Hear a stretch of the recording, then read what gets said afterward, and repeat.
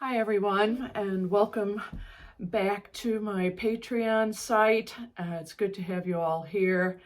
A couple of posts ago I was talking about a tune that I wrote many years ago that's called the Birr Road. And today I had a little bit of fun myself messing around with the chords, or finding the chords actually, to the tune. And I had suggested that a couple of posts ago, and some of you may have given that a go. Sometimes I think to myself, what helps you grow as a musician and a composer? And sometimes it's just doing the work and seeing what's there. And so I'm going to remind you of how this tune goes.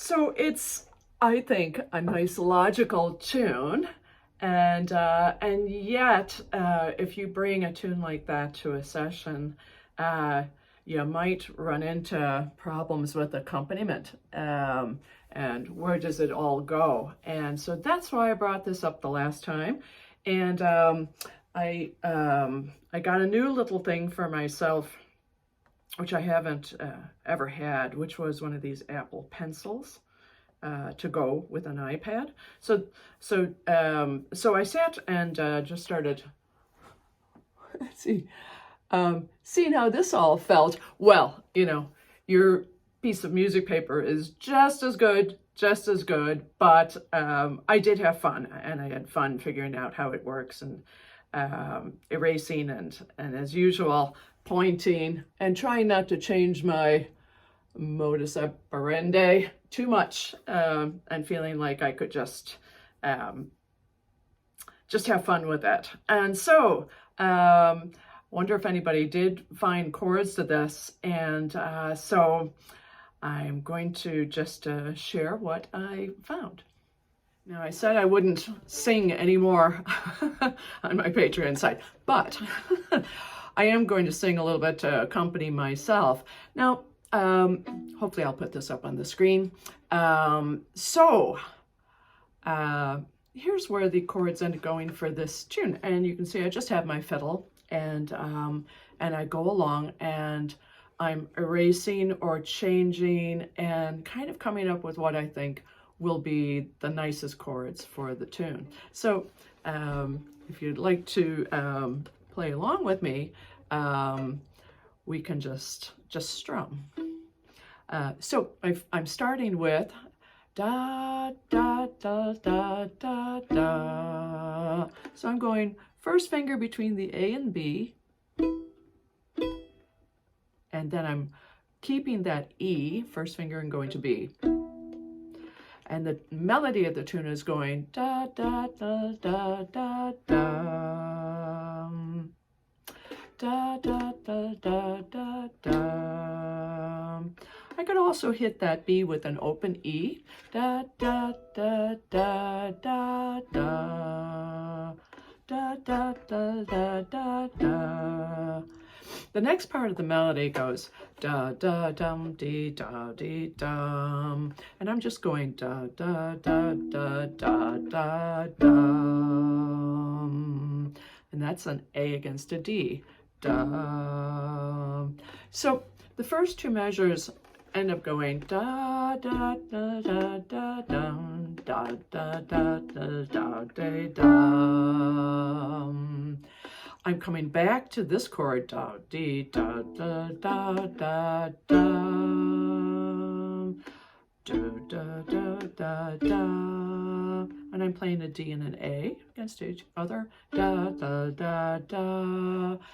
And then the next part of the melody goes da, da, da, dum, dee, dum. And I'm basically hitting just another fifth. First finger on the D and the first finger on the A. Da, da, da, da, da, dum.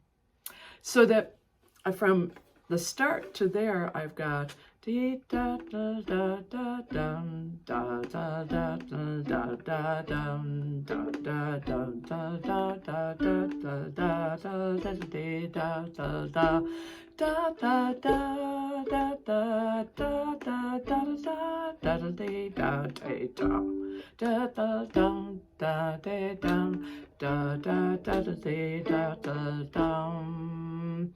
So I'm not really teaching you to do any of this. It's really just that you're going along with a melody, and if you take a tune that you've composed yourself or one of your favorite tunes, I can go along with my fiddle.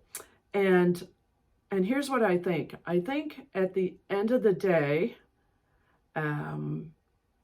I know more than I did about these chords, because when I was doing this earlier, boy, I wasn't quite sure where the sounds were. But I am surprised at that when you go along with my fiddle, that these chords are really surrounded by the melody. So if my melodies,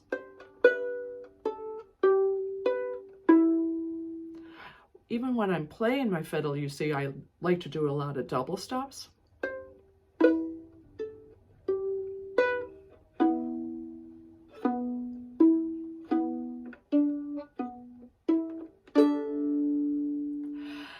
And sometimes I think I don't know anything about chords at all, but if I even just follow a melody along with my fingers like that, I'm actually kind of ending up with a chord. Now, for me to learn what I'm doing and I'm just writing them down, I can almost, if I play that first chord and I'm playing it against that beat, and I know that all of these notes are part of that same chord structure. Isn't that interesting? I used to always seem to have a problem playing with guitar players, and what the problem always ended up being was what they call voicings. And I think I've talked about that before, but sometimes you want one note to be the launch for that splash of all those notes that can make a double stop or a chord and beyond. But if you play this first note, I might want those two notes. I might, if this is also in it, da, da, da, I might choose those two. Da, da, da, da, da, da. Da, da, da, da, da, da. If I think of a chord as going da,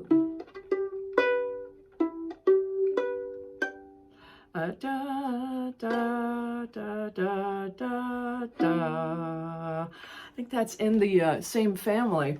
And a lot of times with guitars, I'd say it's not it to the guitarist. And really, they were playing the right chord, but they were making a certain note that wasn't as nice, the bass of what I was hearing, and they would go, oh, you just want a different voicing. Remember that term. It's a good one, and sometimes it can steer the conversation. Even if we don't know the names of all the chords, we can kind of say, is there a different voicing for that chord? And maybe that's a good way to put it, to communicate with your people. So I'm going to put up the chords in the directions, or the double stops in the directions that I kind of like them. for you to try out. And I can go along for myself at home just plucking, but I can also pick up the bow and create some kind of a rhythm and go through the series of notes that I would have figured out. So again, there I am with my nice Apple Pencil, just doing that now, and I can accompany the first part of that tune, let's say, with going.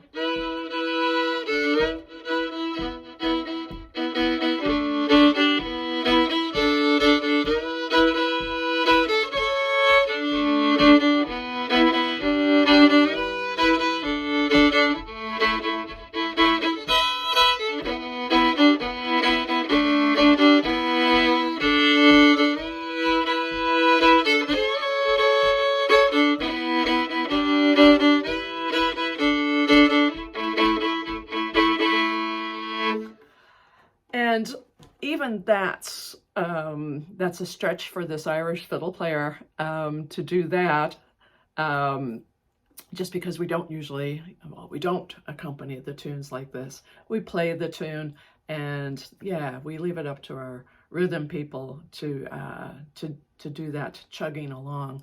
Although there's much more of this going on in the world now than there used to be.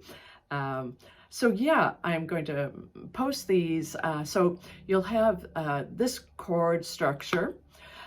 You'll have that tune, and I'll be curious whether that tune is more attractive when it has chords than it was just being unaccompanied.